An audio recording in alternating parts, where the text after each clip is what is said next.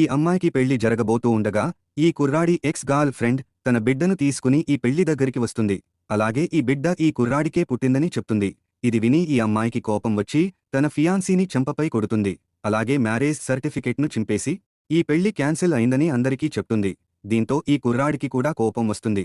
అలాగే ఈమెకు పరువు పోయింది కాబట్టి ఎవరూ ఈమెను పెళ్లి చేసుకోవడానికి ముందుకు రారని అనుకుంటాడు.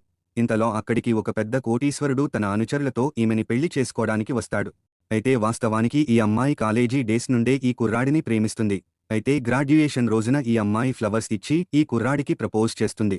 కానీ ఈ కుర్రాడు ఇప్పుడు నేను పెళ్లికి రెడీగా లేనని, జాబులో సెట్ అయ్యాక కొంతకాలానికి పెళ్లి చేసుకుంటానని చెప్తాడు. దీంతో ఈ అమ్మాయి కోట్ల ఆస్తికి వారసురాలైన సంగతి వదిలేసి ఈ కుర్రాడి వెంటనే తిరుగుతూ ఉండేది. అలాగే ఈ కుర్రాడికి మంచి జాబ్ సెట్ అయితే పెళ్లి చేసుకుందామని వెయిట్ చేస్తూ ఉంటుంది. అలాగే గత 7 సంవత్సరాలుగా ఈ అమ్మాయి ఇతడికి ప్రపోజ్ చేస్తూనే ఉండేది. కానీ ఇతడు ఈమె ప్రపోజల్ రిజెక్ట్ చేసేవాడు. అయితే ఈ అమ్మాయికి 30 సంవత్సరాలు వచ్చాక ఈ కుర్రాడు ఈమెను పెళ్లి చేసుకోవడానికి అంగీకరిస్తాడు. కానీ ఈ పెళ్లి జరగదన్న విషయం ఈమెకు తెలియదు. సరిగ్గా ఉంగరం తొడిగే ముందు ఈ కుర్రాడి ఎక్స్ గర్ల్ ఫ్రెండ్ తన ఫ్యామిలీతో వస్తుంది. అలాగే తన బిడ్డను కూడా తీసుకొస్తుంది. అయితే ఈమె పొరపాటున ఇక్కడికి వచ్చి ఉంటుందని ఈ అమ్మాయిని అనుకుంటుంది.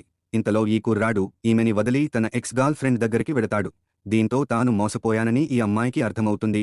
ఇంతలో ఎక్స్ గర్ల్ ఫ్రెండ్ తల్లి ఈ కుర్రాడితో తన కూతురుకి క్యాన్సర్ వచ్చిందని, అలాగే 1 సంవత్సరమే బ్రతుకుతుందని చెప్తుంది.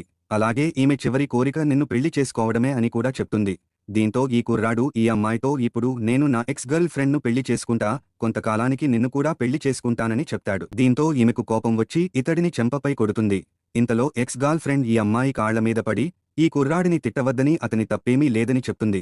అలాగే ఇతడు ఆ రోజు తాగి ఉండడంతో అనుకోకుండా ఈమెతో గడిపానని, అందుకే బిడ్డ జన్మించింది అని చెప్తాడు.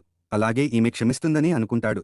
కానీ ఈ అమ్మాయి బాధపడుతూ ఎంగేజ్మెంట్ ఉంగరాన్ని తీసి కింద పడేస్తుంది. అలాగే కోటీశ్వరుడికి ఫోన్ చేసి తనని పెళ్లి చేసుకోమని చెప్తుంది.